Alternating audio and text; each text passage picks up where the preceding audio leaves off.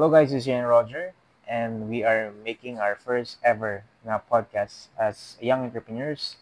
And in this podcast, we will share our struggles, yung aming mga realizations, and yung mga tips na pwede namin mabigay sa lahat ng business owners. And as a background for you guys, Jane, I first met back in 2020 when we served our mission for the Church of Jesus Christ of Latter-day Saints, sa Cagayan de Oro Mission. And we've been friends, very close friends since then. And we started our first company back in 2022. I remember that time na I was about to sleep and he called me and he just said, let's make a business. And I was like, okay. So here we are after 2 years and we're gonna share that with you. Ayun. Sige, siguro unang pwede nating pag-usapan ay isa sa mga question ng mas nakakarami. Ang business nga ba ay para sa lahat? Ayun. Siguro, sa akin, no, kasi kami, we treat yung business na to as a calling. So we feel it sa una pa lang na we are capable of doing something. So if you feel that sa sarili niyo na you have that desire to really do a business, then you can be a business owner or like pwede kang mapunta sa business industry. The thing lang siguro na parang kailangan tanungin is yung commitment mo. Yeah. Diba? And also, if you have not realized if you think it's for you, best thing ay to explore. If you're afraid to start, then you can contact your friends or family na merong business.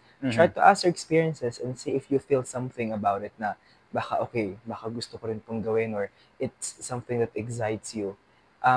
It's something that excites you and at the same time it makes you feel afraid, then I think it's also something you can do, you can start doing. Because there's no such thing as one-sided thing. Sa business, it's always about anxiety and excitement. So for me, it's like meron kang victories, meron kang struggles. So if you think, if you feel that it's something that's for you from the stories ng iyong mga friends or family, then I think you can go for it. Sa akin, personally, is tinignan ko kung para pa talaga ako sa business yung aking mga kilala and yung connection. So, for example, may mga connections ka or tinatawag natin network na meron kang kilala na marunong or may business ng car wash or may business ng grocery or may business ng kahit ano, you can ask them questions kaya na sinabi ni Roger. And from that, magkakaroon ka ng desire. And if you think like somehow you're afraid, because I talked to many friends din na takot sila or they said na first time namin to kasi sa family namin like ako yung siguro yung unang magsisimula ng business. I guess it's also important to find a support. If you have a wife or a husband, then he or she could be your support or a family. Sa case namin, we were supporting each other as friends. We're treating each other as magkapatid na rin. So find someone. If you feel that it's for you, but then you're afraid, then you can find someone who can support you, and would really push you to do this. So I guess now since we talk about it, Jay, ano siguro yung what made us take the leap naman into going into the business? Ayun. What did you think lang? Sige, gawin natin to. Ganyan. First and foremost kasi meron talaga kaming plan na nung kami ay nasa mission pa lang, we really have a goal na after namin sa mission, we will plan to have a business. Though, ang dami-dami naming ideas that time, no? Pero sa lahat ng ideas na... yung magbibenta ng mantika, oil. Oo, di ba? Pero, di ba, kung ano yung business na meron kami ngayon is malayong-malayo. So, what take us a leap? Siguro, kasi bago kami mag-business, siya at saka ako, nagkaroon kami ng mga trabaho. Like, sa kanya, more on sa industry ng sa church, diba? Teaching. On the corporate side, sa akin naman, sa diskarte side. Kasi dati, nung pag-uwi ko ng mission, nagbibenta ako ng t-shirts, nagbibenta ako ng bangus. Talagang nililibot ko yan. So, more on communicating sa mga tao. Yeah. Ayun. Tapos, we found ourselves na parang, meron kang experience when it comes sa corporate job. Tapos ako naman, that time din, naging VA na din ako. Pero hindi pa rin siya corporate, no? Hindi pa rin siya formal. Pero you're more on the customer-client relationship. Oo, yun yung strength mo. Yung strength ko, yun. Tapos we mixed it. And then, from that, we decided na what if magtayo tayo ng virtual assistant agency. And I remember Oo. that night, I was about to sleep, and he called me and he said, Kuya, let's build a business and you'll be my COO. And I Oo. was like, okay. And Like, that time, I guys, was like, oh, I was like, hindi ko alam how to build a business. I had never had any experience. mhm. And sabi ko, para siyang group project na, okay, sige, gawin natin. Oo. And then along the way, we've faced lots and lots of trials na Yeah. we did not expect. Setbacks, ganun. Kasi actually, guys, ako, 3 months pa lang ako sa VA niyan that time. So, parang, konti pa lang skills ko, parang na-excite na ako, parang nainggit ako sa boss ko, siguro ang laki ng kita niya, parang mga ganun. So, sabi ko, mag-create tayo ng Mag-create sarili. na ng Kasi sarili. I really trusted this person, si Roger, when it comes sa pagiging smart. So, I know na, alam mo yon we can build something, Mhm. from that. And since we're talking about heartbreaks or trials or struggles, can you let's share each one of us ng mga moment Setbacks. na we almost like give up. Oo. Siguro, yung time na sa VA agency namin, ang pinakamasakit talaga sa ulo, guys, is yung pag-handle ng tao. So, parang on my end, nasira yung network ko dahil we hired poor people. Hindi yung mahirap na tao. Yung, kumbaga, yung performance nila is napaka-poor. Parang, ang nangyari, nasira yung network ko that time. So, most of the people that I know, that I've worked with, parang naging pangit tuloy yung dating sa kanila ng performance ko as a whole, as a team, dahil dun sa struggle namin when it comes to hiring people. So, ang tanong, ano naman yung natutunan natin dun from that? Well, I always believe na all the best things in life come from hardships. So if you're enjoying life so far and hindi ka dumaan siguro ng very deep na trial, I don't think you're really achieving your potential. Though I could not say na na-achieve natin yung potential natin, but I Not could yet. say, yeah, but I could say na we are growing and becoming wiser. So one of the things I think now we have learned, in terms of managing people, thing I've learned, I don't feel attached emotionally to your employees. Yeah. Kasi what we did our very best to cater all the needs ng aming mga VAs as best as we could, to the point na nagiging hindi na maganda yung dating namin sa clients namin because we wanted to cater yung needs ng VAs namin. And that's one of the things I've learned, na when you hire someone, you hire them and you pay them, and that's it. Don't feel attached emotionally to them, because what will happen is you will somehow adjust your policy to the point that it would be on your disadvantage, and it will be one of the causes ng pagsara ng company. Like we experience na, di ba, maging employee the end.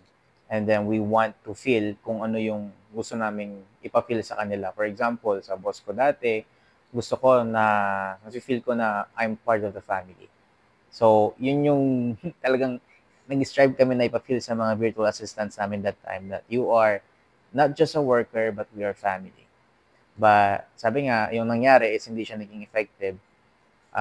Siguro, one thing that you need to learn as a business owner is you need to embody yung pagiging boss mo. And you really need to learn how to put boundaries. Kasi ang mangyayari, pag wala kang boundaries, sila yung magkocontrol sa business mo. Ang na-realize namin is yung pagbayad mo sa kanila ng tamang sweldo, it's enough. Wala nang iba. Pwedeng sinabi niya rin sa nagkwentuhan kami, pwede rin yung like yung bonuses. So when you pay them sa rate na dapat na na-receive nila plus bonuses, it's enough. So no more than anything or giving gift or something na they will feel na you're just a friend, you're not my boss. Yeah. Because with experiences like, hey boss, mag-leave ako bukas. And I was like, anong meron? Yun lang, sinabi niya mag-leave siya. And then we also had experience na their bosses, I will resign As a friend. effective today. I was like, what? Diba? And I think it's also from our inexperiences. Kasi it's our first company, and we're like, everything is, we're testing the waters and seeing how things will work out, and it did not work out. So for those people or future business owners or currently business owners who are handling lots of people, kailangan nyo ng manpower, you invest to them, make sure na you put boundaries and establish very well yung policy niyo. Piece of advice na we wish someone gave us earlier para makasave ng time, energy, and then ng pera ay yung wag kang mag-rely sa isang tao lang sa business mo. For example, sa aming car wash, we just relied on 2 people na we trusted na parang sila lang yung mag-learn ng skill. And yung iba, parang sideline lang nila, parang ganon. So, one thing that you can do is that make sure that all of them are equally skilled. So, mawala man si John or si Roger o si Jay, ay meron pa ding matitirang skill na magtuturo sa ibang mga papasok na employees. So, it can be applicable in some business. Pero yun yung isa sa mga sana noon pa namin na-realize na we must invest sa kanilang lahat, hindi lang sa dalawang tao. Meron sinabi sa akin yung mentor ko months ago na yung tao niya, lahat ng tao niya, hindi lang isang tao niya yung pinapatid niya ng mga leadership training. All of them learned yung mga skills na dapat nilang ma-learn and ma-apply sa workplace. Which is sa amin, hindi namin nagawa kasi we just invested sa isa or dalawang tao. So, nangyari, nung nawala yung isa, tapos nawala pa yung isa, durog, di ba? Yeah. Nag-struggle kami na maghanap ng tao. And I think one thing we've learned from that experience ay it's okay to step back, guys. Kasi tayo as business owners, we wanted to always move forward. Like, ipagpatuloy natin yan, sige, gawin natin yan. Like, it's like do or die. Parang ganun. Pero, something we have learned and ginawa namin siya actually ay nag-step back kami. We give ourselves time to rethink our policy and reinforce them, to rehire and to retrain. So, it's not bad if you would temporarily shut down or temporarily pause sa business mo, but it doesn't mean you will also pause. You should use that time na naka-pause yung business mo to improve yourself and also to improve your network and improve the policy or the management within the company. For example, sa car wash namin, because of the setbacks we had with our people, what we did is we had a 2-week break. So within those 2 weeks, what are the things we're doing? We're improving the marketing. We're looking for local business partners. We were actually rehiring more people and retraining and re-implementing and reinforcing yung mga policies na meron kami. So that when we return sa operation, parang we're all refreshed, we're all ready, and we can move forward for a long period of time. So it's okay to step back and pause. It doesn't mean you will fail. It only means, I think, there are things you need to consider as well. As a business owners naman, ano yung nag-excite sa atin sa future? One thing that keeps me excited, although sometimes sa mga setbacks tayo, is once we establish the brand that we have, is that we can expand. Don't use the word lang sa business mo. So, don't say, when someone asks you, ano business mo? Karinderya lang. Or car wash lang. Or nagbebenta lang ng gulay. I think what you say is actually what your mind will believe and what your body will do. So I always have respect for those small business owners. Because everything started from small. A plant like mahogany started from a seed. So I think the same process as well with the business. So I'm excited about what's gonna happen once we build, and I'm excited about expansion. Well, Jay and I we're talking, and sabi namin na, well, once everything is settled dito sa Rizal, we're looking forward to expand maybe to Bulacan, where I live, or in Tarlac, or anywhere else. Isa rin yung sa mga nagpapa-excite sa akin. What excites me most as a business owner is that yung generational wealth na sinasabi na may iwan ko sa aking anak or sa aking mga anak, no? Kasi ako ay, both of us, lumaki kami sa hirap, no? So, napakasarap sa pakiramdam na pag matanda ka na, makita mo yung anak mo na they're living the life na comfortable. That you work hard for. That you work hard for. Pagka nakakaranas tayo ng mga setbacks, isipin natin yung mga pinapangarap natin as a business owner. Kasi at the end of the day, our goal as a business owner is to make all things like smooth and parang nag-work sa sarili niya. We want freedom, di ba? We create business so we can have freedom freedom, not just na parang maglibot-libot, but to have time sa ating family. Yan yung pinaka nag-excite sa akin is yung darating yung time na aayain ko yung asawa ko and then yung aking mga anak ng 1 month vacation, o di ba? Hindi lang 1 day or weekend lang. So, we all want that, the capacity of helping other people, di ba? Hindi lang puro pagdarasal na lang kita, pare, di ba? Or tol, pagdarasal na lang kita. But we have a capacity na tumulong pag yung kaibigan natin ay in hospital. So, parang sa quote lang ni President Nelson, there is a difference, big difference, in being capable of and dreaming of. For example, we are dreaming ng magandang buhay sa ating family. But how can we be capable of that? So, we do business, we do hard work, we do everything until na we are capable para tupadin yung mga dreams natin. Yeah, that's true. And also, as business owner, always think of the reason why we did this the very first place. I know some of you might think, oh, I want to build a business to help others, or maybe help others with the product I'm giving, or help others provide a job. Or it could be a little bit more personal. I want my family to have a better life. And there's nothing wrong with involving money in your dreams, in your life, because it's not about money at all, but it's about using money as a stepping stone to have a happy life. So don't misunderstand us now when we say na money will make you happy. It really will, but money is not everything. Money will make you happy because it is a tool for us to be able to do things we wanted to do. And us as business owners, we started from nothing, so we know how it feels like to eat twice or thrice a day. I remember back in 2020, I experienced a time when my dad already passed away, and I have no job because I just came back from mission. And I told my mom, sinamahan ko siya, pumuntang office. And then pag uwi namin, nagutom kami.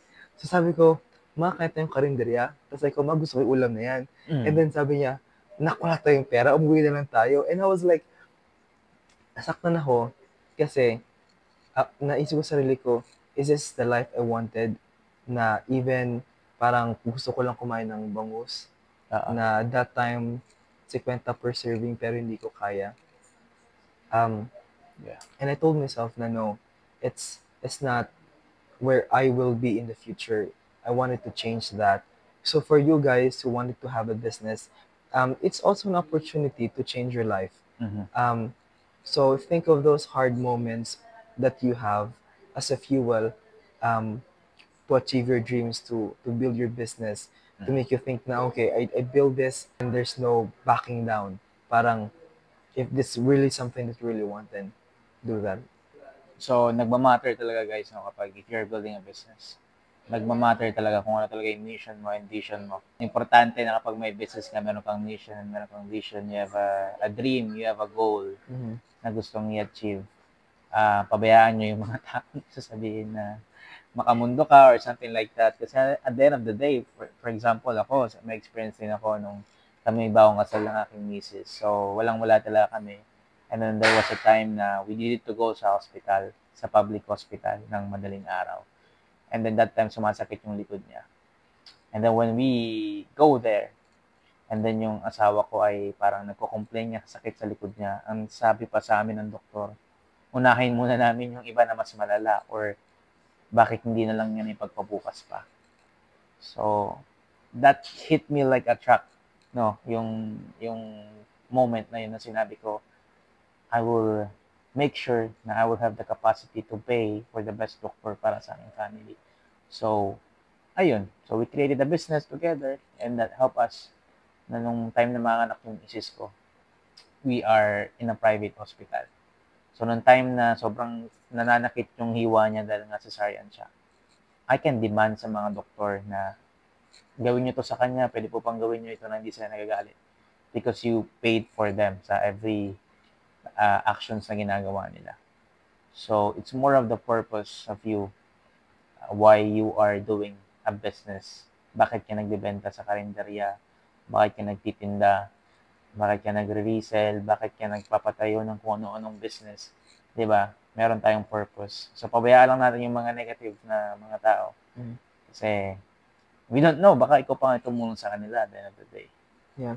So, to wrap these things up, no, we have talked about where we started sa business natin and the struggles we had. So maybe to end this, ano yung something that you could share sa mga business owners ngayon or future business owners na something you're enjoying right now? Ano, bago pa lang tayo, pero it's not about all suffering, di ba? Yeah. There are also things we enjoy as business owners. Ano yung isa sa mga bagay na gusto mo i-share? We're enjoying right now. Siguro, having this time like this, no, na we are here dahil malaking kita ni Boss Roger. Joke lang. And then, something that I really enjoyed right now, if I'll compare myself before, ay hindi kami nababasa sa ulan. Meron kami nasisilungang apartment and we can pay bills sa car, no, kahit paunti-unti. Yung mga ganong comfort na nakikita ko, na naihil ako kasi nakikita ko yung anak ko na like yung mga nararanasan niya sa murang edad na never ko naranasan. We never, oo. For example, yung anak ko, di ba, 1-year-old pa lang, tapos nakakasakay ng kotse. Ako kasi parang naalala ko, parang grade 6 na ata ako nakasakay ng kotse. Ako high school. Tapos nakisakay lang ako. And sobrang, sabi ko, may aircon pa rin loob ng kotse, something like that. So, also, hindi lang naman siya puro temporal. We also have, like, capable kaming pumunta ng mga church or temples namin sa aming simbahan. We can go there anytime we want. And then we can also help yung mga relatives namin pag nangangailangan. Yeah. Diba? Yung mga ganong bagay. And for me, I guess one of the things I'm enjoying right now is the wisdom that we acquire as business owners. I could tell you, if I would compare myself working for the past year as an employee, or compared to last year since I started becoming a full-time like business owner, there's a big difference. I would say like I developed maturity times 3, times 4, times 5, because you have to handle people. You have to understand the client's needs. You need to learn how to talk with them to feel at the same level. We were talking to investors, clients from other countries, local employees. We're doing marketing and everything, and we're doing like a 5-people job inside one body, parang ganon. And I was able to talk to other people as well who were struggling. And I was able to provide them some insight and wisdom. Yeah. Last na siguro sa akin, one thing that I enjoyed as a business owner is the network. Ayun, sometimes, di ba, iniisip natin networking parang tinda-tinda ng sabon, gano'n. But the real meaning of networking is really trying to build your network in knowing people. So without me having yung mga businesses like car wash or yung sa virtual assistant agency, I will not have any reason para kausapin yung mga taong nasa taas. For example, dahil may kakilala ako na